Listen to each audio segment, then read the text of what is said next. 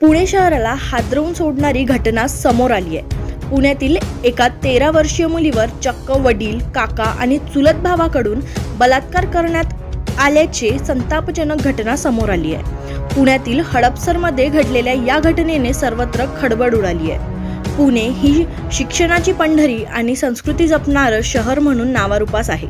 मात्र गेल्या काही महिन्यांपासून पुण्यात घडणाऱ्या घटनांमुळे पुण्याची संस्कृती लयाला गेल्याची टीकाही होत असते। त्यातच आता अत्यंत घृणास्पद आणि संतापजनक घटना समोर आली आहे। पुण्यातील हडपसरमध्ये एका 13 वर्षीय मुलीवर बलात्कार झाल्याचे घटनेने सर्वत्र खळबळ उडाली आहे। विशेष म्हणजे मुलीचे वडील, चुलते आणि चुलत भावानेच हा बलात्कार केल्याची तक्रार पीडित मुलीच्या आईने दिली आहे। पीडित मुलीने या संदर्भात आईकडे तक्रार केल्यानंतर हा सर्व प्रकार उघडकीस आला आहे। हा प्रकार जुलै 2022 ते जून 2024 या कालावधी दरम्यान घडला आहे। मिळालेल्या माहितीनुसार पीडित मुलगी तिच्या आई, वडील, काका व चुलत भाऊ यांच्यासह एकत्र कुटुंबात मांजरी भागात वास्तव्यास असून हे कुटुंबीय परप्रांतीय आहे।